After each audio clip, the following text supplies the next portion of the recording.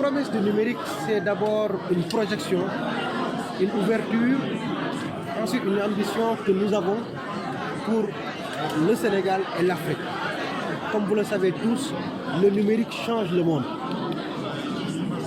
Les innovations technologiques ont fini de convaincre que nos pays ne peuvent pas atteindre les objectifs du développement durable sans passer par cette transition.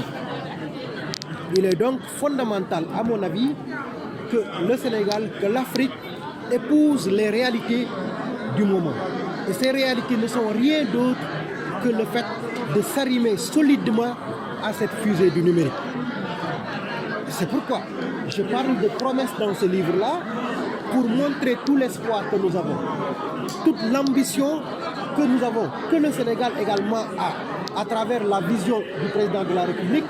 Et c'est ce que je démontre dans le livre en mettant en exergue les différentes initiatives. Elles sont publiques.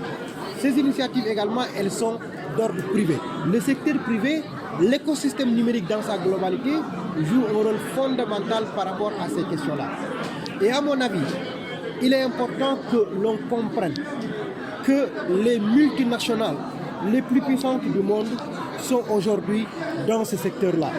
Tenez, Google, qui aujourd'hui a un chiffre d'affaires qui dépasse même le chiffre d'affaires, le budget d'un pays comme la France. C'est plus de 20 fois le budget même du Sénégal.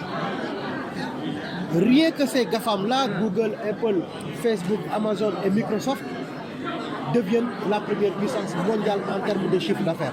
Donc c'est tout simplement pour dire que nous sommes dans un secteur qui aujourd'hui permet de pouvoir développer nos pays et que tous les pays partent sur les mêmes pieds. Nous avons donc la chance, le Sénégal, l'Afrique.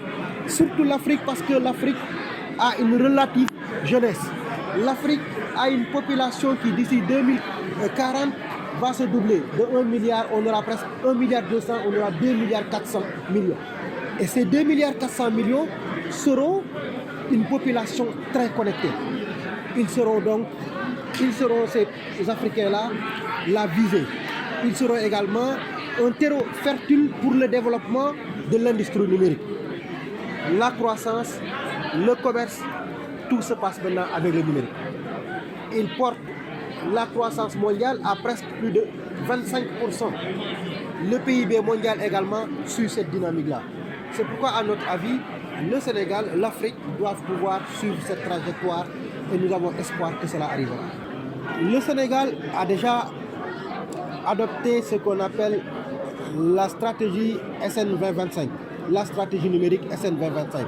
Dans cette stratégie qui est le référentiel en la matière, on constate que le Sénégal a une visée d'être un pays leader en Afrique dans ce domaine particulier.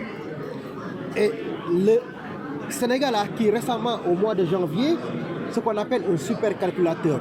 C'est une machine extrêmement performante. Et elle est, cette machine-là, la deuxième machine la plus puissante en Afrique, après celle de l'Afrique du Sud.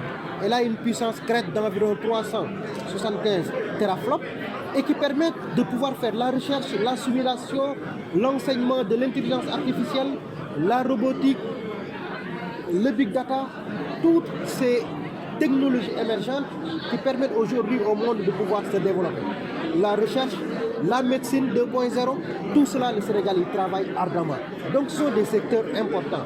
Il est évident et il est vrai que la connexion ou la connectivité coûte toujours cher, n'est pas disponible partout.